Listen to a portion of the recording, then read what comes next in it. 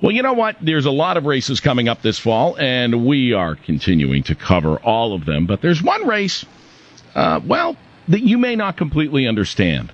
And I know that every time there's a race for governor's council, people say, Governor's council, what exactly do they do? Well, joining me now is a Republican candidate for governor's council, Jen Caissie. Good morning, Jen. How are you? Good morning, Jim. Great to be here. Well, thanks for coming in.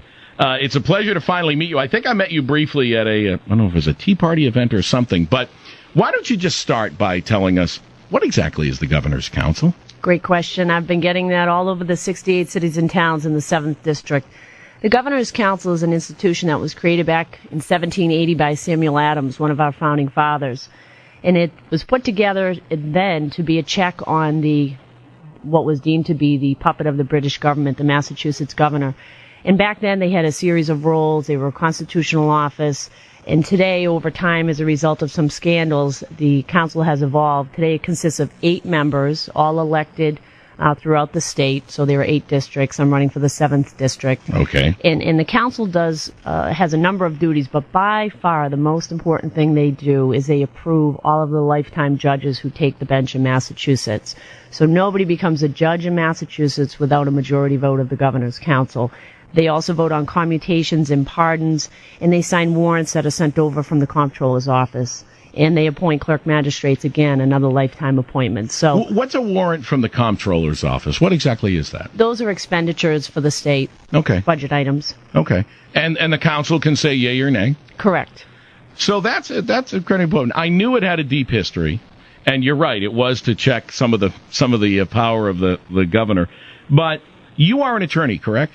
I am. Do you think it's important to be an attorney to be on the Governor's Council? Because I know in the history of the council, there have been some attorneys. There have been people who have been non-attorneys. You know, Jim, I think it is important to have that legal background, or at least some background in law enforcement, because you need to know what questions to ask these judicial candidates and clerk magistrate candidates. And more importantly, you need to know if they're giving you the right answers as far as what they would do when it comes to interpreting and applying the law, where they would come down on public safety issues, which is a big, big issue for me, is public safety, and vetting these candidates and asking them where they stand on mandatory sentencing for sex offenders and deportation of illegals committing crimes against American citizens.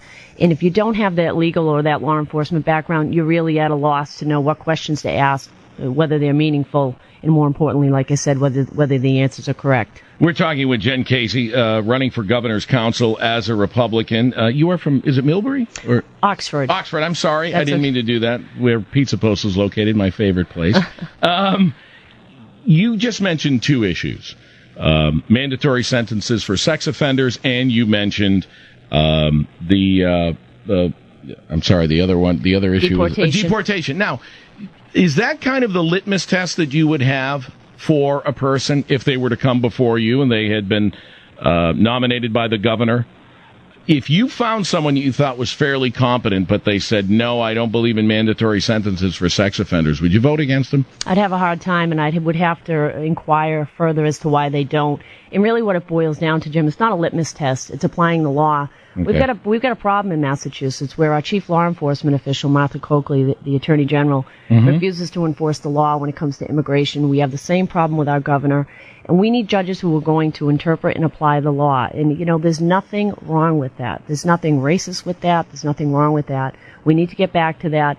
It's about keeping our neighborhoods safe. It's about protecting taxpayers' dollars, and those are the types of questions I'll ask these candidates because, you know, there's a reason why people don't know what the Governor's Council is.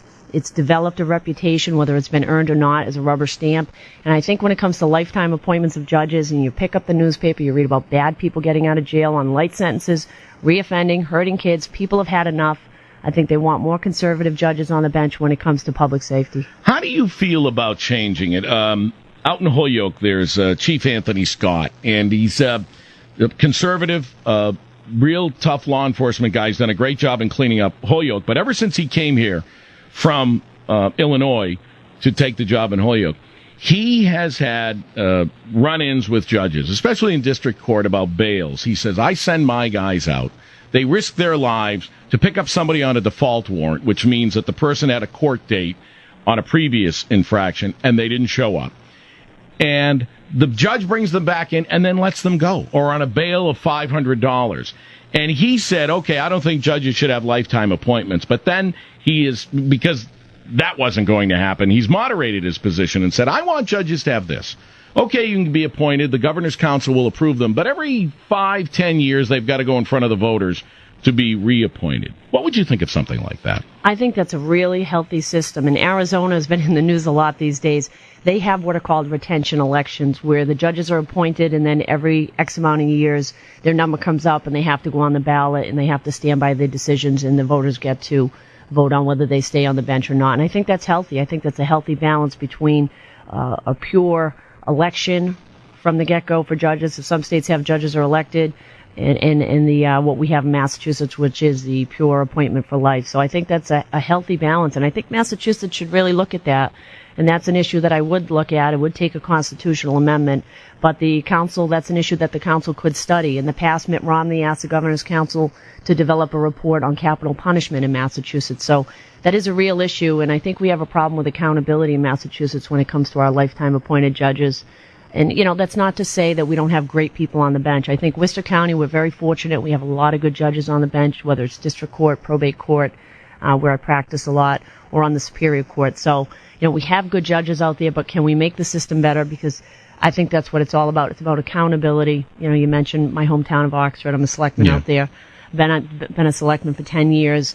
I've got the grassroots in my veins, and you've got to always remember that you work for the people don't work for you. So accountability is the number one priority in government. Well, Jen, I want to thank you for your time. Now, how can folks, if they want to get involved or get more information from you, how can they do that? We have a website, www.JenCaissie.com, and I'll spell that JenCaissie. We're also up on Facebook.